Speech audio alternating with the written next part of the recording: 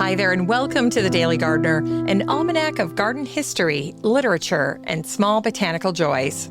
I'm Jennifer Ebling, and today is August 18th. By mid-August, I get critical of my own garden. I see the weeds. I see the things that didn't work. I see the spot where I meant to plant a hydrangea, but never got around to it. That's when I get in the car and drive to a nursery or a public garden and walk around for an hour. It works every single time. August gardens can be a spectacle. Drifts of black-eyed Susans glowing gold in the late light. Russian sage spilling silver blue across a path. Joe pieweed, 7 feet tall, covered in fat pink heads and swarming with butterflies. The panicle hydrangeas are in their second act. Limelight, quickfire, turning white to pink, and then deep rose. Little blue stem is going copper, and zinnias bloom in every color. The places I visit tend to be small. The Free Arboretum by the high school, the old greenhouse at a nursery outside the city, or a woman down the street who throws open her gate whenever I pass by. Every gardener needs a day in a garden they're not responsible for. I imagine it's kind of like being a grandparent. You get all the fun, but none of the responsibility.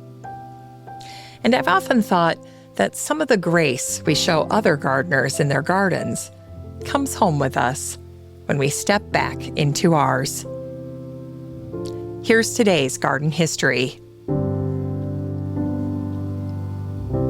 It was on this day in 1774 that the American explorer Meriwether was born in Virginia. Thomas Jefferson sent him west to find a river route to the Pacific, but there wasn't one. And so Meriwether spent 2 birthdays exploring America. He turned 30 on the Missouri River and 31 at the Continental Divide. The same day, he finally talked the Shoshone into selling him horses so he could cross the mountains. He was also trained to collect plants, and he brought home 178 species that Western science had never described. One of them still carries his name, the bitterroot, which botanists call Lewisia rediviva. It's a low-growing pink flower, and it's the state flower of Montana. And it was on this day in 1908 that the Norwegian poet and orchardist Olav Hauge was born by a fjord at Ulvik, where he lived his entire life and tended some 70 apple trees. He left school young and was often ill. As a boy, he used to slip away from the farm work and climb a pine tree to read. He was also in psychiatric hospitals more than once. Olav did not publish a poem until he was 38, and then he kept going for nearly 50 years. He wrote about roots and stones and weather, the poems of a man who was outside nearly every day. He said, "The rose has been sung about. I want to sing of the thorns." Olav died at 85. His translator, Robert Bly, wrote that there was no real sign of illness. He had simply stopped eating for 10 days and then died. Olav's poem, "It Is That Dream," was voted the greatest Norwegian poem of all time. It runs 8 lines, and it's about hoping for something you have no good reason to expect. After Olav's funeral, a horse-drawn wagon carried him back up the mountain, and a colt ran alongside its mother the whole way. And it was on this day in 1946 that the Scottish poet Marion Angus died at the age of 81. She was a minister's daughter, and she didn't publish her poems until she was 56. She wrote in Scots, and took her music from the ballads and folk songs she grew up with. Her poems are full of plants that carry a second meaning: gorse, rowan, and hazel. And each of them stand in for love and grief. In her poem Mary's Song, a woman wants a love she cannot have, but cannot stop wanting. She said, "The wandering bee, it seeks the rose." It's time to grow that garden library with today's book, Notes from the Garden, edited by Ruth Petrie. This book is 170 years of British garden writing, mined out of the Guardian's archive. It starts in the 1830s and runs all the way up to 2008. Ruth was the editor, and she chose well. Vita Sackville West is in here, so are Christopher Lloyd, Monty Don, and Carol Klein. There are the plant hunters bringing seed back from the far side of the world, and there's the restoration of the lost gardens of Helligan and the building of the glasshouses at Chatsworth. It's a book for picking up and putting down. 2 pages at the end of the day, and then again a week later. The pieces run from the great estates down to municipal parks and back garden plots.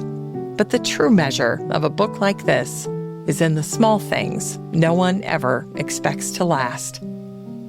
Like the reader who writes in to complain about garden fashion and about trousers so tight they were miserable to work in. Ruth reveals a truth few stop to think about. A newspaper archive turns out to be the most honest garden history anybody ever kept. Notes from the Garden, edited by Ruth Petrie, gives you 170 years of garden writing. And through it all, gardeners complaining about the same things over and over again.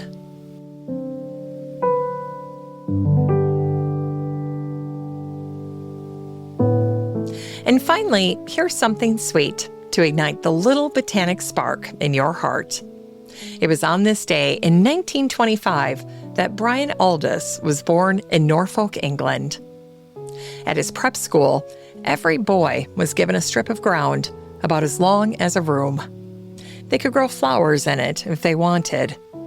Brian grew vegetables.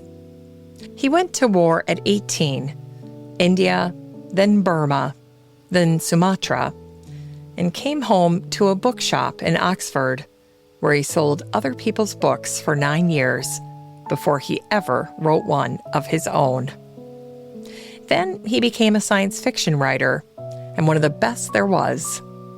He had seen the great banyan at the Botanical Garden in Calcutta, one fig tree that had been dropping new trunks for centuries, until it now covers several acres and looks from a distance like a forest. Brian wrote a novel called Hothouse, and in it, the earth has stopped turning.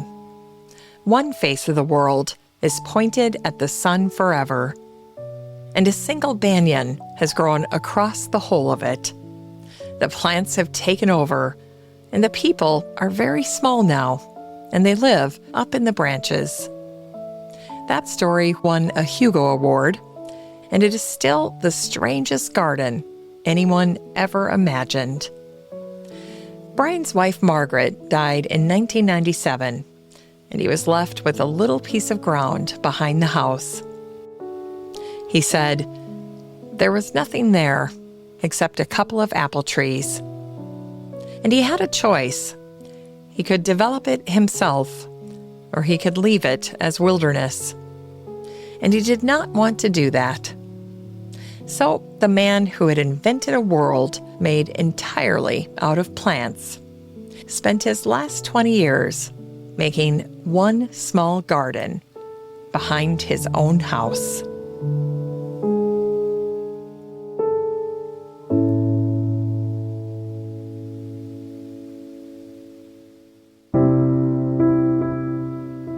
That was Brian Aldiss, who wrote more than 40 novels and hundreds of short stories.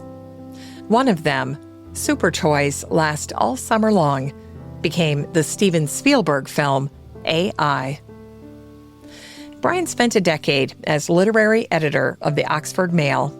He was made an officer of the Order of the British Empire in 2005, and the Science Fiction Writers of America named him a Grand Master. He died in 2017, the day after his 92nd birthday. Today's book was Notes from the Garden, edited by Ruth Petrie. Thanks for listening to The Daily Gardener, and remember, for a happy, healthy life, garden every day.